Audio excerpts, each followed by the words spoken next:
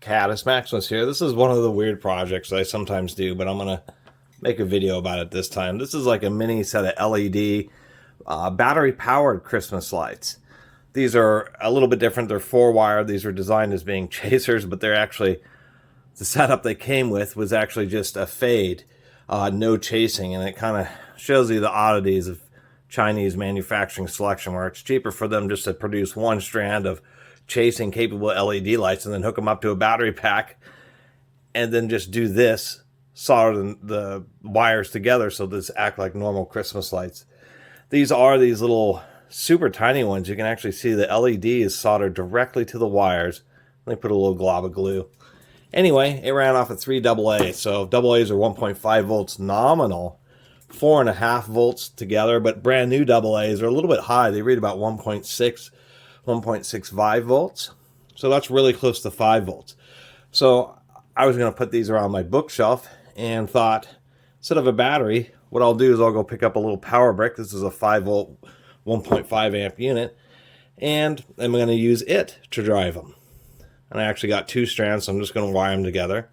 But all we're going to do is we're just going to strip these wires. Usually when you get products like this, you'll see one wire has these dashes on it, and one it just has normal printing. The one with the dashes or the lines usually designates positive in DC electronics, and so we'll hope that's the case here.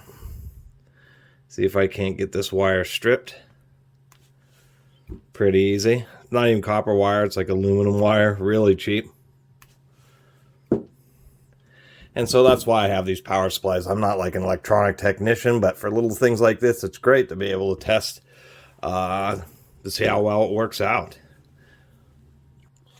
So that's all I'm going to do here. I'm going to assume that that one is a positive, assume that this one's a negative. Usually leave the positive plugged into the ground terminal until I'm ready. And that's not working.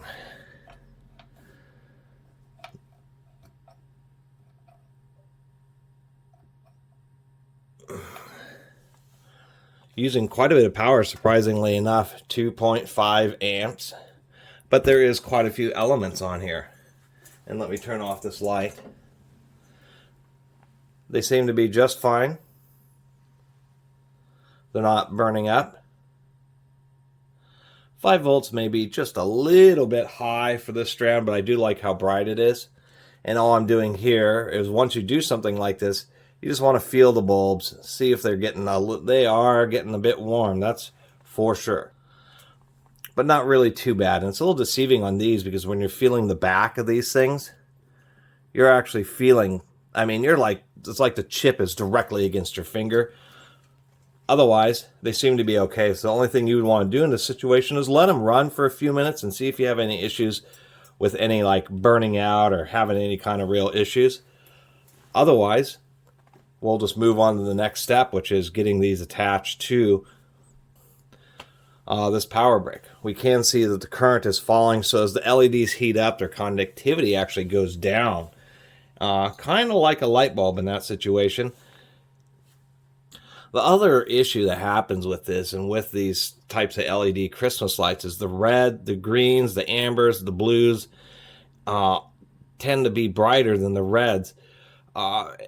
They end up putting more reds in series just because the issue with the reds is red LEDs actually take a lot less power than other colors. And so it's hard for them to intermix red with other colors, because in order to get the green, the amber, and the blues to light up bright, you end up actually overdriving the red ones. And that's what I think I'm seeing like right here, is this one's actually starting to fail on me. It's getting pretty dim.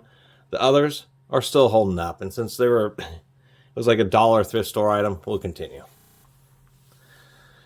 Anyway, the other issue that I'm discovering here, and I'm kind of going to do a how-to rather than just be connecting this to the brick, you'll just see them run again. So this is more, is the fact that with this power supply, I can still see even after it's settling, they're still using 2.1 amps. This is only a 1.5 amp power brick. So this is not even going to be able to drive one strand properly. The power brick will be constantly overloaded, and that's a lot more dangerous than overloading an LED. Much more of a fire hazard to have your power supply overloaded. So of course I'm going to have to find a much more robust 5-volt power supply. And they even prove that point. Okay, I got the polarity corrected. Since I had 2 strands, we can see how overloaded it would be. With these types of benchtop power supplies, they're designed for like precision electronics, so they're very low noise, very precise, hold their voltage where you set them, just exactly where it is, but they're always like low amperage, at least the transformer based ones. So what we've done here is I plugged in 2 strands. We can see it's actually overloaded. These are also constant current, which means they can run overloaded. And like this one has a big heat sink on the back, but you can see that our voltage has dropped down to 4.6.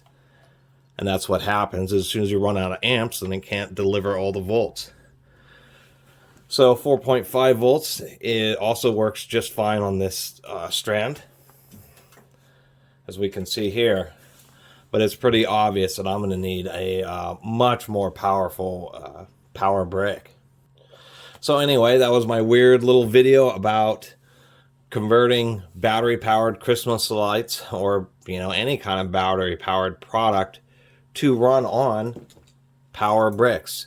Is that you really need to have some way, or use a multimeter in the current function. The problem with using multimeters in the current function is you have to cut the wires and put the multimeter into the chain, where it's much easier with one of these power supplies that has a display that just tells you, okay, how much power you're using. And then allows you to discover, okay, well, I got a power brick, but it's nowhere close to being enough juice, and helps prevent a little bit of hassle and even a potential fire. So anyway, I really appreciate everybody watching this weird little video. If you haven't subscribed, please do. Until next time, Catus Maximus out.